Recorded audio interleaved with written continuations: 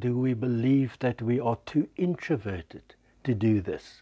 Do we believe that we are too ugly to be in front of a camera?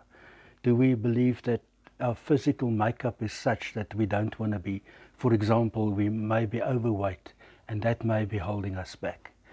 I believe that all of those, and I'm not saying that that's the only reason for such a high failure rate, but I'm saying most of that is probably in the psychological corner.